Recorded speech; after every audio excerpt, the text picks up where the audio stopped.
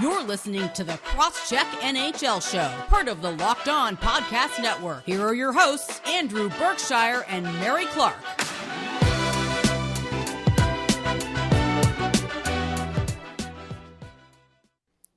Welcome to the Cross-Check NHL Show. I am Andrew Berkshire from SDPN's Game Over series, and I'm joined by Mary Clarke from For the Win. We have a quick show for you, I think, today, just because things have been progressing fast in the playoffs, and we want to keep the pace with that as well. Nathan McKinnon scored the goal of the playoffs, despite what Connor McDavid has been doing. Nathan McKinnon, that was something special, and it ended up not really mattering, unfortunately. The Calgary Flames have been pushed to the brink by the Edmonton Oilers. Not what anybody expected in this series, but I think we've got to talk about how good the Edmonton Oilers have been. And is John Tortorella going to be the next coach of the Philadelphia Flyers? And if so, will it crush Mary's poor Flyers loving heart? We'll talk about that shortly. But first, Mary, how has your week been going? Because I know, I don't want to start on too somber of a note, but I know that for me, and I'm not even American, it's been really rough to be focused on hockey right now. It's really, really hard.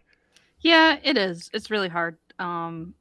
I don't really have a lot to say other than just, take steps back from social media if you need to. It's tough in this industry because we can't.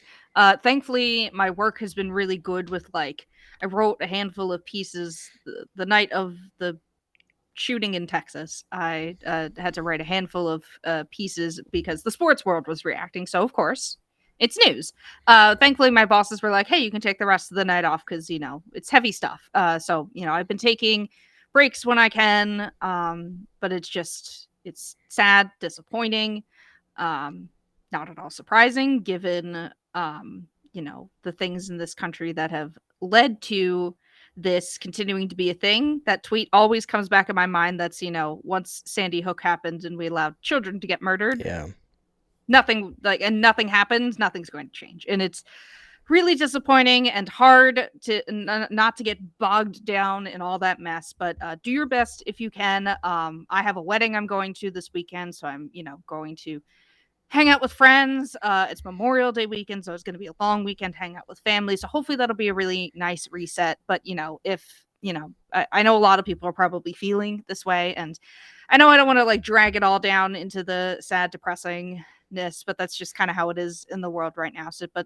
take care of yourselves, take time as best you can. And, it's springtime, summer's right around the corner.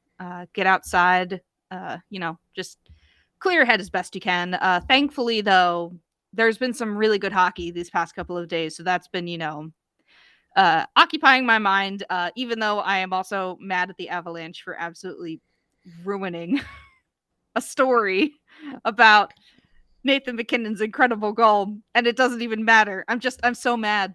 I'm so mad, Andrew. I know I'm transitioning into it right to you, but you could talk about it, but I need you to know that I'm mad at the Avalanche for doing this to me specifically. And I don't know, maybe whoever else was on their news desks writing that night, you know this pain. You know this pain of having the perfect story and it to be ripped away from you. So. Yeah, absolutely. And I know a lot of people are going to want to just dive into escapism right now, but just off the top, we had to mention what's going on with the elementary school shooting in Texas, because we can't pretend it's not happening. It's just not something that we can do and live with ourselves. So we will get into the hockey and into the fun stuff, but just know that is weighing heavily on our minds. I looked at my two kids the last couple mornings, and I can't imagine the pain of what the parents are going through and the teachers that were lost. Mm-hmm. It was a choice, Politicians in America are making a choice to allow that to happen. So it doesn't have to happen. Nowhere else does it happen. Yeah. But yeah. All right. Yeah. So Nathan McKinnon, that was Andrew, what a goal. What a goal. As soon as he picks it up behind the net, yeah, you can see something special is about to happen. Oh, just I've seen people comparing it to what was the McDavid goal that he deked through all those Rangers defenders. Was that this season? That was early in the season, wasn't it? McDavid, he did that 3 times in the first half of this season. Yeah, I've seen people comparing it to that, and they're both really great goals, but to do it in the playoffs is just like, oh man, Next level. That is the best playoff goal at least I can remember. Like, I don't know, there's so many goals that get scored in the playoffs, and you remember a lot of them for like, especially if they're ones that win the Stanley Cup final, and or in overtime. Like I think of like the Kings one, and Lundqvist when he like collapses onto the ice, just incredibly depressed. Obviously, I remember the one against the Flyers with the Blackhawks. Because of course, I mean, that was a terrible goal, though. Yeah, if I'm going to talk about a Stanley Cup winning goal against the Flyers, it's going to be Darren McCarty's goal in the 90s. I was like, I wasn't alive for that, or I was too young to remember it. So were you alive in 1997, Mary? I was, but I was 4. So okay, too young to remember. Yeah, exactly. Now, if you haven't seen it, look it up, because Darren McCarty was like a 10-goal a season grinder, defensive, tough guy who played on the like vaunted McCarty, Maltby, Draper line of the 90s and early 2000s Detroit Red Wings. And out of nowhere, I think it was like his second or third goal of the entire playoffs, he just absolutely destroys Yanni Niemann's career and lays one of the nicest goals you'll ever see on the Flyers, and it was the Stanley Cup winning goal. It's one of the greatest goals of all time, honestly. It's always against the Flyers. It's always something with Philadelphia, I'll say that. But yeah, it was an incredible goal because at that point, Colorado back at home for Game 5. Lots of awesome support for Nazem Kadri, which was really great to see. That was really awesome. 100%. Fans with signs and stuff like that, cheering him during, when he came out for warm-ups and stuff like that. Just really awesome stuff. Then Colorado took a 3-0 lead, basically nearly halfway through the game or close to it. And then the Blues were able to chip away at that lead and, tie it up 3-3 in the final 5 minutes of the third or something like that. Then handful of minutes later, Nathan McKinnon pulls out that incredible coast-to-coast goal, just like silky smooth all the way through. Like I can't describe it other than just like silky smooth. And then the movie pulled around whichever defender it was and then gets the puck over Ville Husso. What a goal. And that made it 4-3. And then the Avalanche weren't able to capitalize and get an empty net, and the Blues score and then tie the game up, goes to overtime. They score in the first 5 or however many minutes of overtime. And for me, that was a fitting ending because it was nearing the end of my work shift, and I saw that McKinnon goal. I was like, I need to write this. This is going to be the goal that knocks out the Blues. Like, what a goal. What a story. And then it doesn't happen. And in Slack, I'm screaming to one other person who's there. And I'm like, I can't believe the Avalanche would do this to me personally. But how do you not take advantage of an incredible goal like that? How do you let that slip away, Andrew? It almost under feels 3 minutes left. Yeah, it feels like this could be a huge turning point. The series swings back to St. Louis. There will be at max 1 game left in each of the cities in this series. How do you let that slip away? This could be tragic for the Avalanche if, the worst comes to worst. Oh, did I lose you there, Mary? Okay. Talk about momentum. Yeah. I lost you there, Mary, for a second. Yeah, I know. I can see it on here too, but I don't know what you were saying. I have no idea what will show up in the recording, so sorry.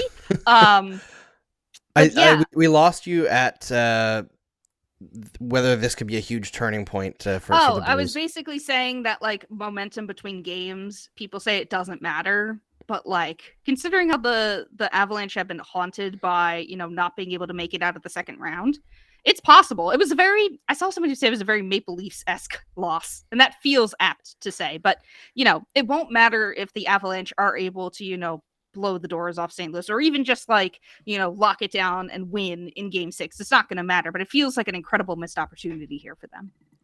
Yeah, it does. It does not look good at all. And I think those nervous feelings coming home to roost are a distinct possibility. But at the same time, I look at how this whole series has gone, and I'm not convinced that St. Louis can do it.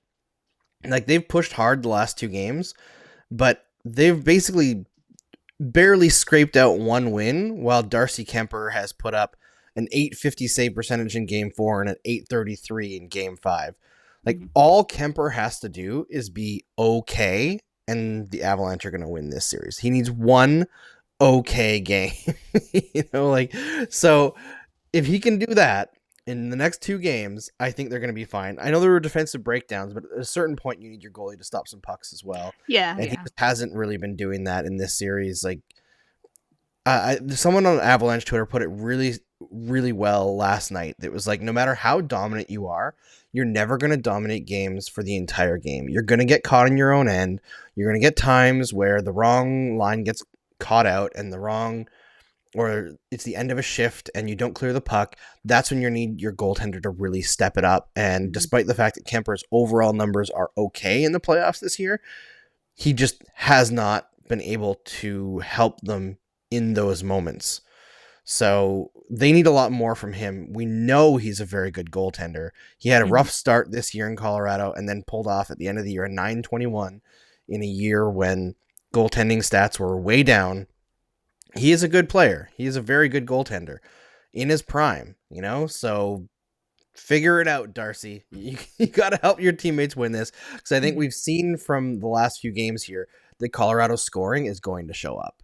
Yeah, exactly. And they still lead the series. So the Blues just come into game 6 being like, we've kind of pulled off the impossible here. But, if Kemper locks it down and overall the team just plays pretty cohesively, they should still have it. It would be a collapse of basically epic proportions if the Avalanche, lose 2 games in a row here, because they are the superior team. It's just, they have to tidy up certain things. But yeah, they're still, at the, basically they just need to win one more game, and the Blues have to win 2. So yeah, it's just, I can see how it can be frustrating, but a lot of teams will say they'll put it to the side and, move forward. And that's probably the best thing you can do here is just, not think about how game 5 went. Just make sure it doesn't happen again, basically. Yep. Reset and reload and be confident in the fact that you're a significantly better team, which they are. But, I think that they don't have the ability to lock things down that Vegas did in St. Louis. I think they're a very high-powered offensive team, but I don't think they can stop the Avalanche the way that Vegas did last year. So we'll see how it goes. Obviously the Avs are losing Sam Girard, right? That is a big hole on defense, but they've been great overall. I think this is a series that will likely not get out of control, but I did see some pretty testy Leafs fans that nobody's really giving Colorado that much crap about this, because they did blow a 3-0 lead, a 3-goal lead in the third period to lose in overtime, which is what the Leafs get dogged for all the time. But the difference is that the Avalanche are still in control. The Leafs did that in game 7. Yeah. In 10 minutes. So let's not get it twisted here. Yes, also, the Avalanche have failed to get past the second round, but it's still... They've at least gotten to the second round. Yes, every time. So there's a lot of success there that hasn't gone all the way, but something to lean on, which the Maple Leafs do not have. Yes, exactly. And still, this is going to be a fun series. I really hope it continues, goes long, because, we're probably going to talk about, in the next segment, a couple of games that by the time you hear this, the series could already be over. Well, actually one of them will be, the other will, the series is tied 2-2, but it feels like, we had such a great first round of games that went super long, or series that went super long. And, now the second round is the Panthers got swept, and the Oilers have the Flames on the ropes, and just, I don't know. And for a little bit, Colorado had the Blues on the ropes. So I hope we see more long series, but we're going to, talk about the other playoff series in the next segment.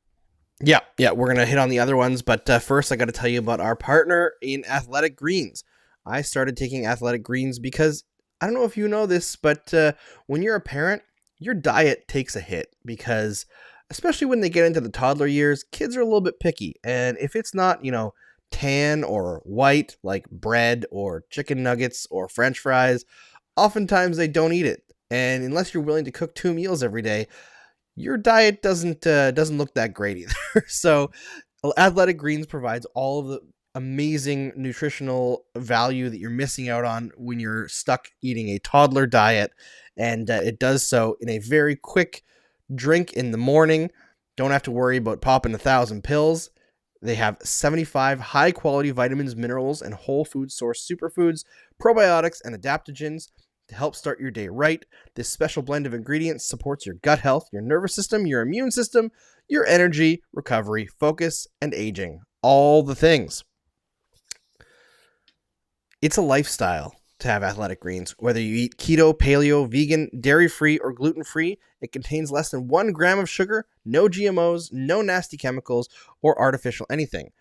While still tasting good, it supports better sleep quality and recovery, supports mental clarity and alertness, and it's the one thing with the best things. Athletic Greens uses the best of their best products on the latest science, or based on the latest science, and constant product iterations and third-party testing. It costs you less than $3 a day, and you're investing in your health. It's cheaper than your cold brew habit. It's cheaper than getting all the different supplements yourself, and you're investing in an all-in-one nutritional insurance. Athletic Greens has over 7,000 5-star reviews, recommended by professional athletes, trusted by leading health experts such as Tim Ferriss and Michael Gervais. To make it easy, Athletic Greens is going to give you a free 1-year supply of immune-supporting vitamin D and 5 free travel packs with your first purchase. All you have to do is go to athleticgreens.com/NHL Network. Again, that is athleticgreens.com/NHL Network to take ownership over your health and pick up the ultimate daily nutritional insurance. Athletic Greens. Thank you for making the Cross-Check NHL Show your first listen every Tuesday and Friday. For your next listen, check out Locked On Now. Nightly recaps of every NHL game with analysis from our local experts. It's free and available wherever you get your podcasts. All right, Mary. So I believe both of us took the Calgary Flames in the Battle of Alberta. You can correct me if I'm wrong. So I feel like I'm trying to remember, because even though this wasn't that long ago when we made our second round predictions, I know I picked Florida, Calgary, Carolina, and oh man, what's the last series? Oh, Colorado. Thank you. I was like, yeah, it's been a week, guys. Right now I'm very thankful to Colorado for making one of my predictions look good. Yeah. I'm uncertain about Carolina, New York, just because that series has been very tight. Mm-hmm. Obviously, Tampa proved me wrong on Florida.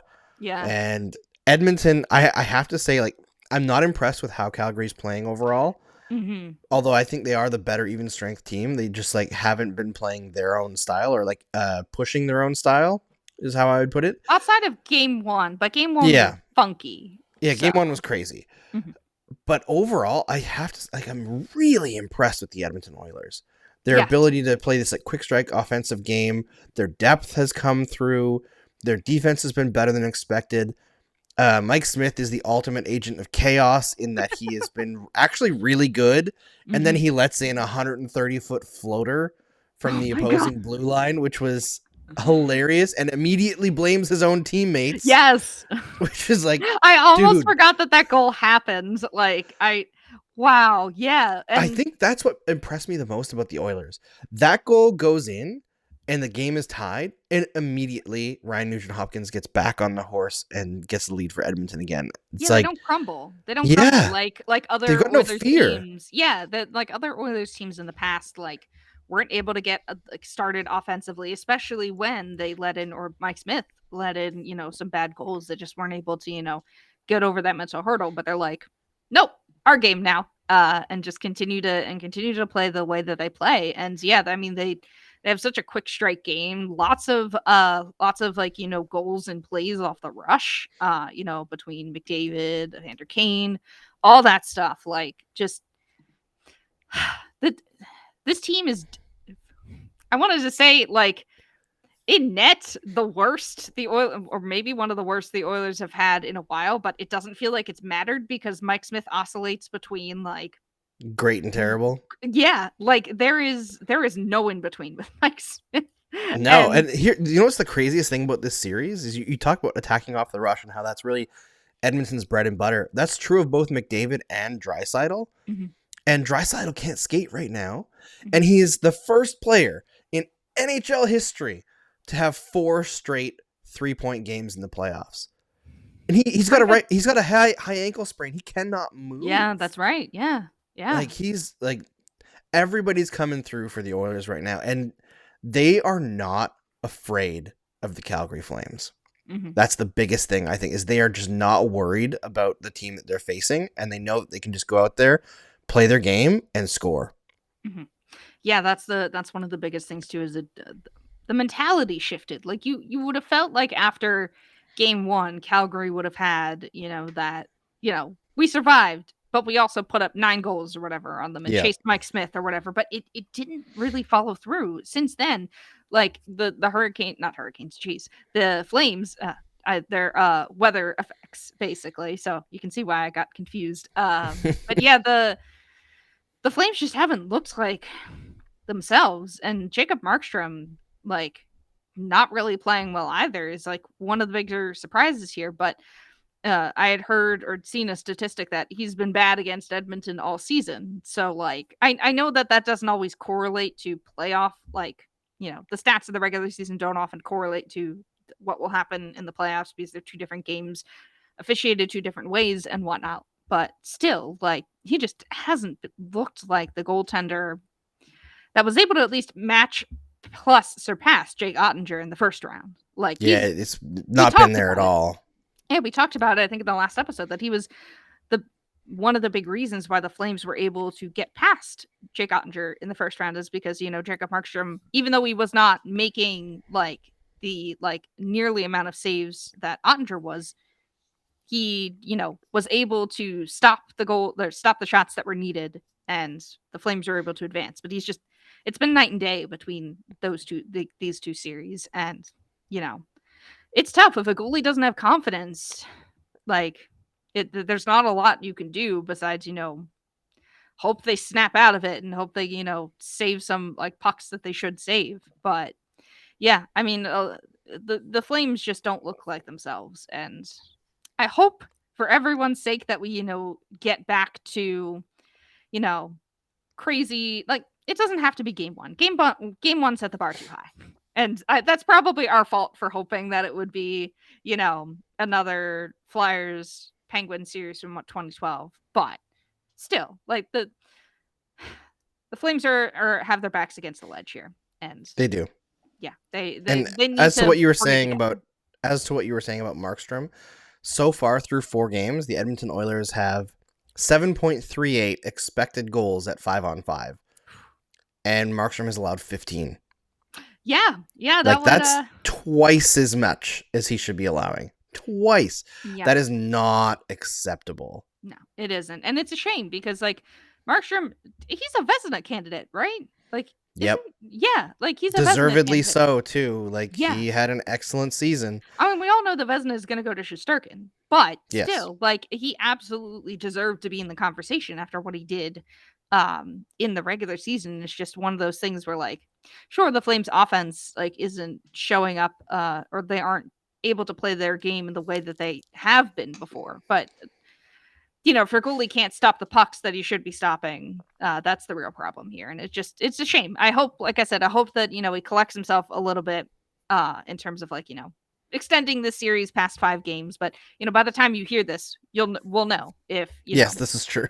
Yeah, but that's the perils of doing this the way we do. But it works better for our schedules. We're busy people. So it does. And I think whenever you're facing a team and allowing them to score as if the entire roster is Austin Matthews shooting, which is what Edmonton's doing right now, shooting at 17.05%. Yeah, that's a lot.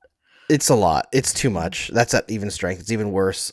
Oh no, it's actually less overall. 14.81, including special teams. If the Oilers are able to get out of the second round, this is great because I think we talked about it last time that, McDavid and Draisaitl are putting together points totals we haven't seen in the playoffs in a very long time. And that's really awesome for the NHL. I know we're kind of just sitting here like down because, the Battle of Alberta outside of the first game hasn't, and maybe like, with Mike Smith letting in that long range goal, like there has been some moments of chaos, but it hasn't, I guess, lived up to, its potential because the Flames are kind of, not playing as well as we thought that they could. But it'd be great, if McDavid and them all advanced to like the conference final. Like, we could possibly have McDavid versus McKinnon, and Like this Yeah, feels no, like no one's gonna be disappointed with that except for Flames fans. yeah, exactly. But like every year it always seems like we get a team that like is like the Dallas Stars or the Vegas Golden Knights in their first year, or the Montreal Canadiens. No offense, Andrew, that sneaks their way into the Stanley Cup final. And it's not always the best showing of the NHL's elite talent or whatever, but getting your McDavids, your McKinnons, and such in possibly in the third round. Your Stamkoses, your if the Rangers pull it out, I guess we might talk about them a little bit. Your Shesterkins, like getting those like big either like established names or up and coming names in the last couple rounds of the playoffs is good. It's really good. And like I said, no offense to the Canadians or the Golden Knights when they're in their first year, or the Dallas Stars or whatever, but like I think that the NHL is probably pleased with the way that this is unfolding in terms of just like getting Connor McDavid into the third round of the playoffs is very important for them, I would assume. I mean, I would also assume that, but I think the NHL does not operate in a way that pushes their stars, so they probably don't care at all. That's I will fair, say but about McDavid, though, he now has 25 points in 11 games. Only 21 people in the salary cap era have more points in a playoff year than McDavid this year. He's played 11 games. The players who are above him have played 26, 27, 25, 22, 20, 20, 24, 22. Like, nobody is below 20. Yeah, his pace is insane. He's that's why I want him to I want this series to go 7. I know I predicted the Flames, but my God, please get Connor McDavid into the third round. I want to see him tear it up, continue to just tear it up. Like, just he's on a mission. He is, and he's not being deterred this year. Previously, he would try his best, and last year when they got swept, it was the whole thing about not getting penalties called against him and whatnot. But now it feels like he's got the support from his teammates, the support from his goaltender when he's not letting in goals from more than half of the rink. But yeah, it just feels different for the Oilers this year, and it we talked about it. Jay Woodcroft doing a really good job as head coach there in Edmonton. He is 100%, and deserves to be given a lot of credit for what's going on here, as do the Oilers as a team. They've been great. But other than that, I guess we should check in slightly with the Hurricanes Rangers. Obviously, that game 5 is going tonight. It's a tied series as we record this. It won't be after. The Hurricanes still do not have a road win in these playoffs, but I believe are undefeated at home, which helps. So they're at home tonight. Pending tonight's result, could be still undefeated at home. I have a feeling they're still going to win this series, but it's just a weird in more thing. Doubt. Yeah, it's just a weird thing that they haven't been able to win on the road this year. Like, we talked about how in the terms of the the hierarchy of like the series excitement, this one is on the ground the lowest floor. Yeah, and it's still an interesting series, but it doesn't have the drama. There's some sort of drama, whether manufactured or coming in terms of just like a pre-established rivalry or drama that was created inside of the series itself. And this doesn't really have it outside of Gerard Gallant, not being a big fan of Tony DeAngelo, but who is? So yeah, but the Hurricanes thing on the road is just very strange, and you need to win on the road in order to win. It's a very abnormal thing if you can't win on the road but are still able to win like your series. So I don't know, it's just been a very weird thing for Carolina this playoffs. I don't know what to make of it. It still feels like that they have this in their hands, but Shesterkin, though, has been much better this series. And, if he continues to be, red hot and is back on his game, I'd be a little bit worried if I was the Hurricanes there. Because, Same. It felt like they had control. They were leading the series 2-0, and they went to New York, and it's even again. But, it's basically a new series. It's best of 3 now. So we'll see what the Hurricanes can do, but I'm happy that Shesterkin has, woken up. He looks more like himself, and it's showing in this playoff series.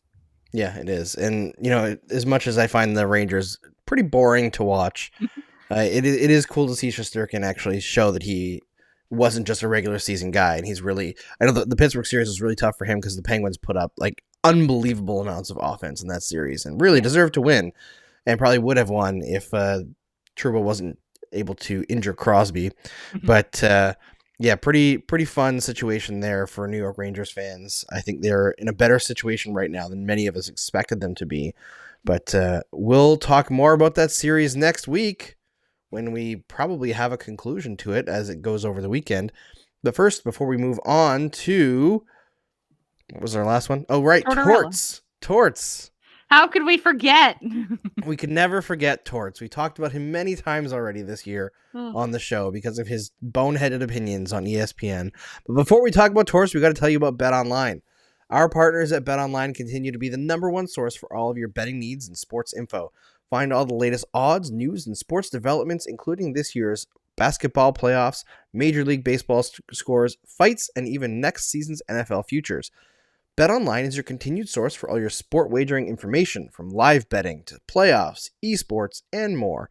Head to the website today or use your mobile device to learn more about the trends and action. BetOnline, where the game starts.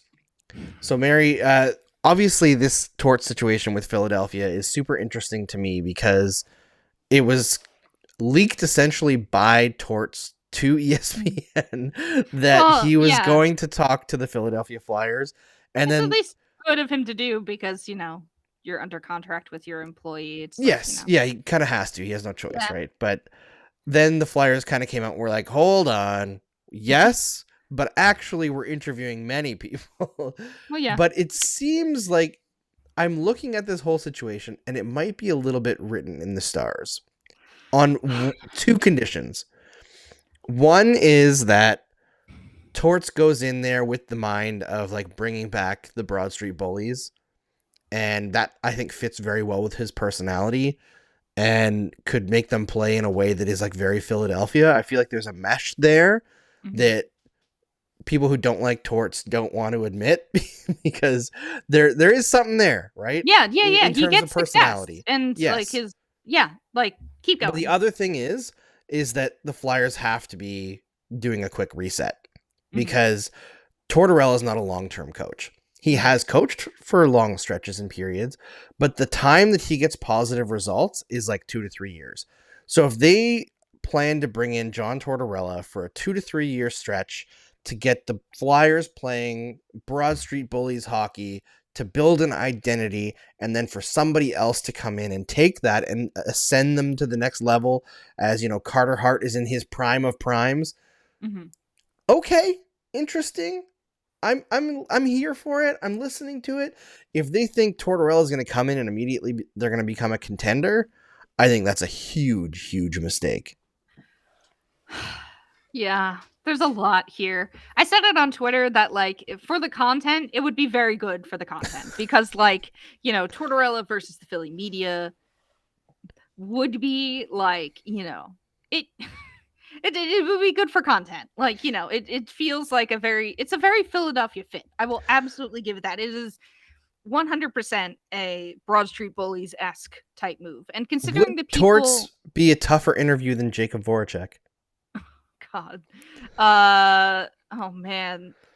Voracek, when I've talked to him, has been nice to me, but Yeah, but I mean... He has his... we know, but I think it's, Tortorella is abrasive all the time. Jake Voracek might not be as abrasive unless you write a bunch of columns about how bad he is or something like that. So yes, deserved when Jake Voracek goes after you. Yeah, it might be a little bit different, but like I said, it feels like a very Flyers Broad Street Bully-esque move, which fits considering the people in the front office are people like Bobby Clarke, who was a part of that regime and such in the Flyers past. And look, Tortorella gets results. There's no denying that he's by the numbers, a good hockey coach. Has gotten, overall has a positive coaching record. Got the Columbus Blue Jackets to the playoffs in 4 consecutive seasons. Only made it to the second round in one of them, but still got them to the playoffs, which is more than the Flyers can say in their recent history. Had good enough success with the Rangers. He's gotten teams to the playoffs multiple times, and he won the Stanley Cup with the Lightning way back in the day.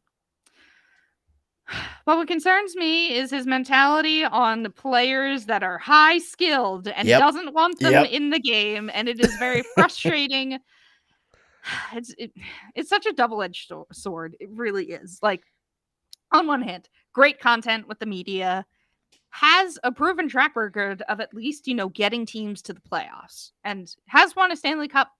Not really in the modern era as much, but like, he's by the numbers a good NHL head coach. But his philosophy on talented NHL players is frustrating to say the least, especially because that seems to be the way the league is going. You don't see a lot of like teams that are first and foremost heavy hitting bruisers and stuff like that win championships. You have to have skill in this league. You have to have players like Nathan McKinnon, like Nikita Kucherov, like Johnny Gaudreau. You need to have those types of players on your team. And it feels like if the Flyers got John Tortorella, they wouldn't want those types of players on their team. They would want more, blue collar stuff, right? yeah, exactly. Like, I your wonder two-way if forwards, your Cam Atkinson is like, seriously? Oh yeah, I forgot about that. I completely forgot about that angle to it all. So yeah, it is just I don't think Barry Trotz is going to pick Philadelphia because he has the pick of whoever he wants.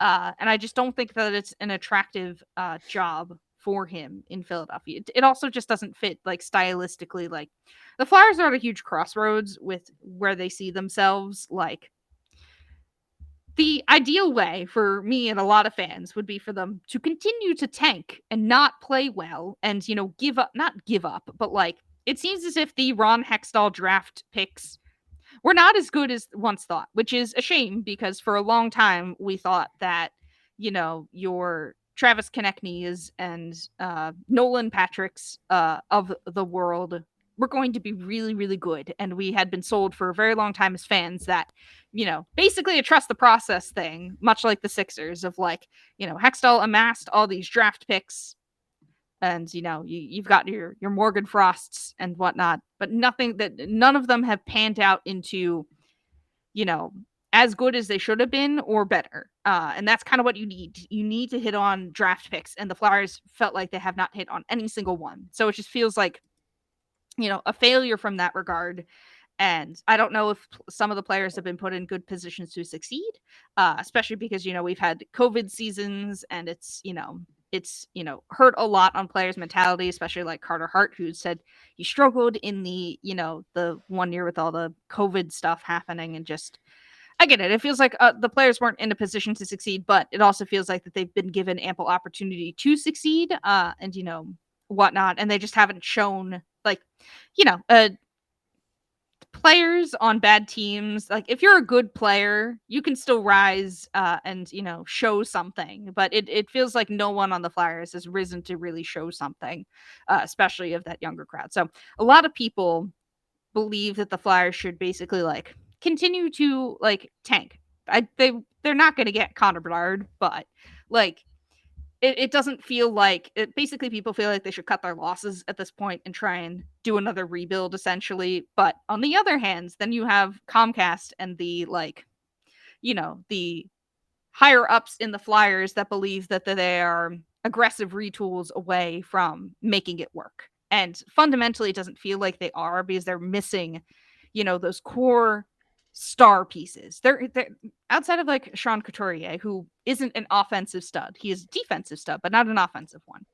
They're missing a huge key offensive player. They're missing an offensive star. Giroux could have been that for some time, and he was, but he was doing it by himself. But there is no like offensive core here. There really isn't. One of the players I like is Joel Farabee, but like even he isn't like a top end superstar in this league. You need players like a McDavid Draisaitl. You need a Crosby Malkin. You need a Gaudreau, Lindholm, Kachuk thing. You need that core, and the Flyers don't have it. And you can buy your way into that, but it's expensive. It really is.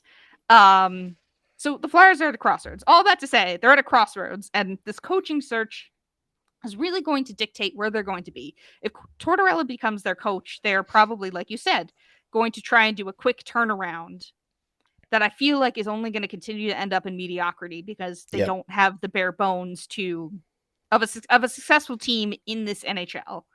Like I said, there is no, Stamkos, Kucherov, Hedman on this They team. have good pieces, but not the cornerstone pieces. No, and that is what you need in this NHL, and especially, we've seen it in the playoffs, and we've talked about it extensively. And just like I said, I don't think Trotz is going to be the head coach because it doesn't make sense. It would be a shame to lose out on a coach like that, but it just doesn't make sense. I've heard Flyers fans want, Jim Montgomery, because he feels like a good stylistic fit. I don't know. They're just at a weird position. If there was, a Marty St. Louis waiting in the wings for the Flyers at head coach, I'd be all for it. But I don't think there is. I mean, Danny Briere basically seems to be being tapped as possibly the next GM for the team, but he's not, the coach. So it's a lot of frustration in Flyers land. And, while Tortorella would probably mesh with the, Broad Street Bullies aspect of this Flyers team, it probably isn't going to do anything for them, in the long term in terms of, winning a Stanley Cup, which is, it would probably help, Chuck Fletcher for a couple of years. Like maybe they, are a bubble playoff team and then lose in the first round or whatever. But that's the thing. Tortorella can get teams to punch above their weight in the short term. But since 2004, he hasn't really had that much success getting over being a bubble team. Yeah, and we've done that before as a Flyers organization. I mean, frankly, that's what they were trying to do with Vigneault and Therrien, right? Yeah, we've been the bubble team. They've been the bubble team that, bows out in the first round. They had that one year in the COVID bubble or whatever. Who was it? They beat Montreal. Yeah, they beat Montreal, then lost to New York. But, it's the same old story with the Flyers. It just doesn't... It's a shame to feel this way because I still love the team, but, there's a lot wrong with them, and a lot of that stems from the mentality in the organization that, players have to be a certain kind of way and stuff like that. And,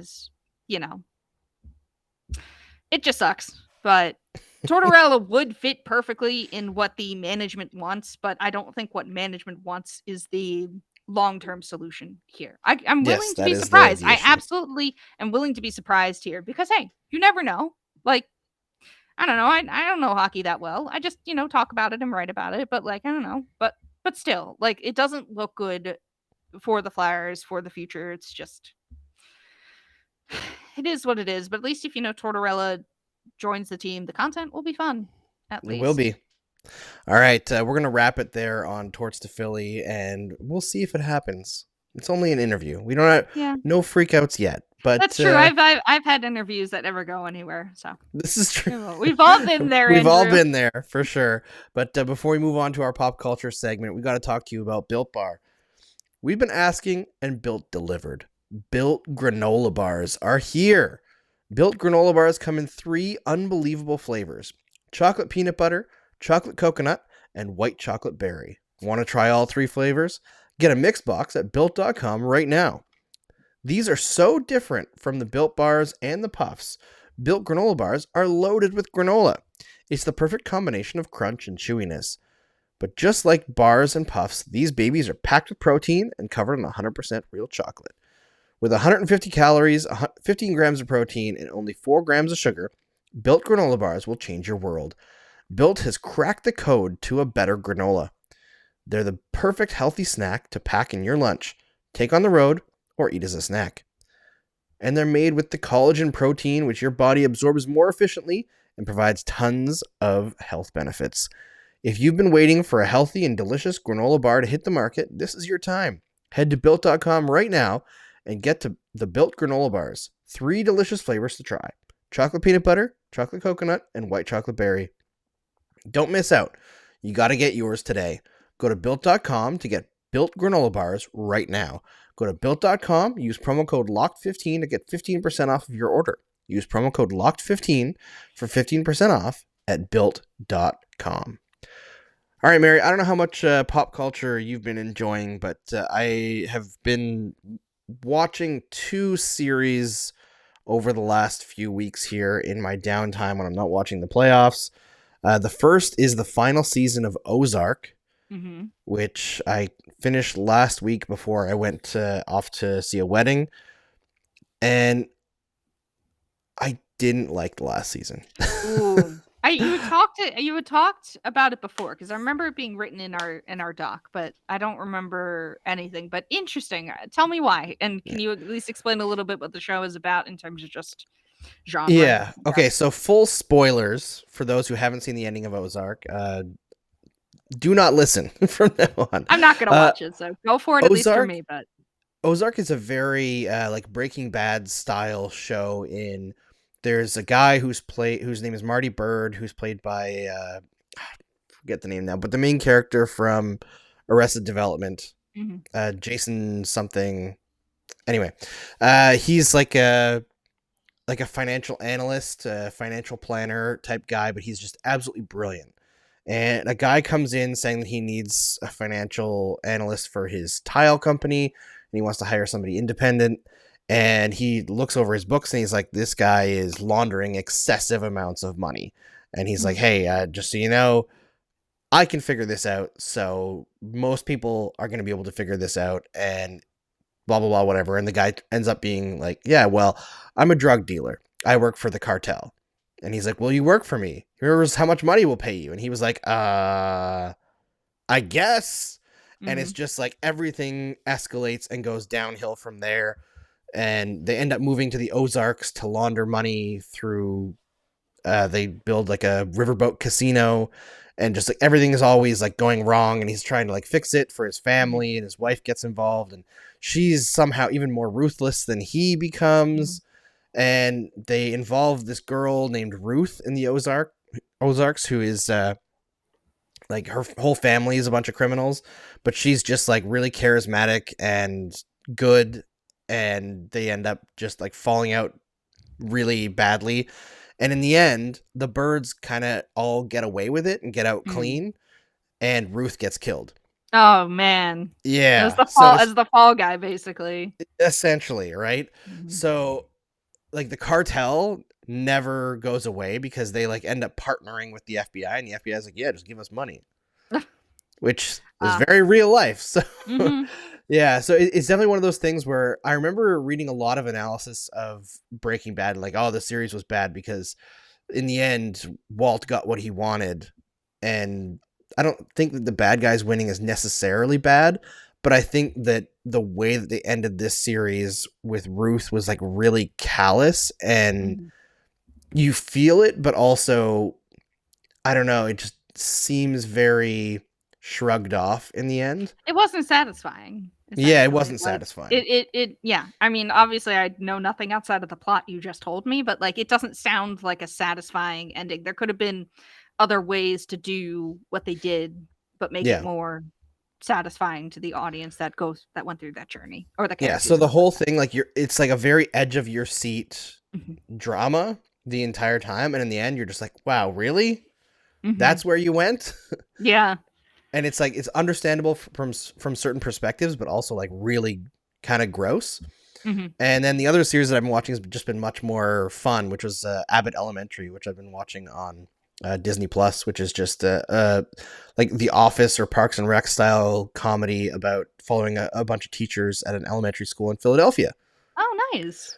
And it's really cute, and I enjoy it. Yeah, that sounds fun. Speaking of Disney stuff, I actually have something. This upcoming weekend is the season finale of The Owl House, which I've talked about. My sister and I are really big into like animated shows. We've watched like Gravity Falls together, She-Ra, all that stuff. And The Owl House is another one of those like really awesome like animated shows and whatnot. And the season finale / like not series finale, because it got canceled by Disney, because it's, you know, one of those shows that has a lot of really awesome representation, and Disney's like, no, we can't have that. But it's getting the end of this season, and I think like a handful of movies before it, you know, the series itself concludes. But it is very dramatic, and I'm worried about some of the characters, but it's a great show, so definitely check it out if you have any sort of like leanings in terms of like animation and stuff like that. It's got some really cool world building too, awesome reveals, great character moments and arcs, and good representation. And obviously by the time you guys listen to this, Obi-Wan and apparently Stranger Things will be out. So we've got a lot of pop culture to catch up on, Andrew. I'm definitely going to make Obi-Wan the priority here, because I'm going away for a wedding this upcoming weekend, and it's a long weekend. So like, hopefully by the time on Tuesday, I will have at least watched that and some of the new Stranger Things season. So I don't think we can go full spoilers on Stranger Things by the time we talk again, but like there's a lot of pop culture coming out now. So that'll be good. And it's stuff I'm interested in too, because, Obi-Wan we've talked about. Very exciting stuff. Cannot wait to see that show. And Stranger Things, I don't think we've talked about it, but it's been a while since the last season. I'm trying to remember. It was before the pandemic, I believe. So maybe that's why it's I can't really remember, but I am looking forward to that. And so there'll be at least stuff to talk about next week, but I'll have to juggle my time effectively because I'm going to be away for a good portion of the weekend. For sure. I've seen a bunch of TikToks going around about people being like, to the people who are going to watch Stranger Things before Kenobi. And it's like them igniting a lightsaber. It's like the quote from Revenge of the Sith. Is it? I assume Kenobi is going to be like a weekly. Yes, every Friday. So there's at least that. So like I can watch the first episode of Kenobi, then start Stranger Things as best I can. So we'll see. We'll see because I got stuff to do tomorrow. Bothers me about Stranger Things is Netflix is trying to move away from their pure binge mode. Mm-hmm. And it's the same thing they did with Ozark, which like I didn't start Ozark until the second half of the final season came out because I wasn't going to sit around and wait. I think it was like 3 or 4 months in between. Because these are shows that require you to pay a lot of attention, and I'm not going to rewatch half a season in the same year to like remember what happened. But they're doing the same thing with Stranger Things. I think it's like 2 months in between the first half and the second half. And at the same time, everything's available right away to binge. So like if you don't binge it right away, the internet on a series that popular is full of spoilers. Mm-hmm. So you can't not binge it, but then you have to wait 2 months for the rest of the season. Just like get your shit together, Netflix, and do week by week. Yeah, I know that the binge thing was popular, but this is like a very out there. It's immediate gratification, but nothing stays with you. Yes. No. So, this is very out there, and I've never even watched the anime, but I've seen people talk about how I think Netflix had one of the new seasons of JoJo's Bizarre Adventure. It's an anime. That is not important, but one of the criticisms was that Netflix is like they drop it all at once compared to like an anime that is weekly, like a show like Spy Family, like I've been watching weekly with my friends. Like you drop it all at once and the conversation is all at once, happens all at once, and then it disappears like within like a handful of weeks or whatever. And there's no longevity. So I think that's basically what you're getting at here is like part of the thing of like, you have to remember what happens because it all came out at once and it's a lot to go through and you're binging it and it's great immediately because, instant gratification. But then like, also spoilers, you get inundated with spoilers because if you're not fast enough watching it, people like there's no like time limit. There's memes everywhere. There's memes, there's no time limit because it's the internet, it's a free-for-all. It's not good for enjoyment, it's not good for the longevity of a series. It's just not good overall. And like WandaVision would not have been nearly as good if we got it all at once. Exactly. It was that suspense, it was the mystery and the fan theories that you got to read and people picking out like freeze frames of like, look at this little thing, what does that mean? That anticipation means something. And I feel like Stranger Things is a series that could really benefit from that. And how popular it already is, I feel like it'd be way more popular if it was weekly. And I love the instant gratification of binging as well, although I'm not able to do it nearly as much now that I have children that demand my attention at all times. And like by the time they get to bed, I can do one episode of something and then I'm half asleep. But it just isn't good. I think it has its place for certain things, maybe more like comedy focused shows. Maybe. Sure, yeah, like something like The Office. Yeah, binging like the binge whatever the 22-minute comedy is great for binging. Like stuff like that. I think it has its place, but for something like a drama or whatnot, it just doesn't like the moments don't get to sit. Basically, they don't get the the drama they deserve. They don't get the talked about, like, if Game of Thrones had dropped all of their season, like one of their seasons all at once, like it wouldn't build. Yeah, it wouldn't. You need that break. Like you need that time for things to simmer. You need fans to talk, fans to have theories. And sure, maybe the part 1 and part 2, I don't know how many episodes are in each, but maybe there'll be that like couple month break where theories will start to pop up, but like I don't know, it definitely feels like you risk past that. with that much of a break, you risk people not caring anymore. Yeah, that's a right? good point. And in the second half of Ozark, like for the first half, I saw a lot of people talking about Ozark being back. And the first half of the last season was actually quite good. The second half, I didn't see anyone talking about it. Because I think when you split it, people just stop caring, right? Yeah. They have other things going on in their lives. There's such a busy schedule for streaming and different shows now. I think Stranger Things is a series that can really be advanced with. And the thing is, like, if you're just going to binge all the time, what's even the point of splitting it up into episodes? Just make a super long movie. Yeah, pretty much. You know, like, what's the point of having a cliffhanger on an episode? Just to keep you pressing click next? Just if you want to watch the series, you're going to click next anyway. Exactly. It's so funny how this is unrelated because I feel like we're wrapping up the episode. I love how the very beginning we're like, this is going to be a short episode. Then we spend like 20 minutes talking about the Oilers and then 20 minutes talking about pop culture or then 20 minutes about me talking about John Tortorella. Great stuff. Incredible energy we are going into the weekend with. I'm so here for this. But yes, there was just a lot us of pop railing culture. against streaming. It's, I mean, yeah, it is. Yeah. I mean, especially because we haven't, like, you can see one last thing, you can see the way Disney does it in terms of like their once a week stuff and the way that they built it. I still think that Disney should go to like dropping it in a more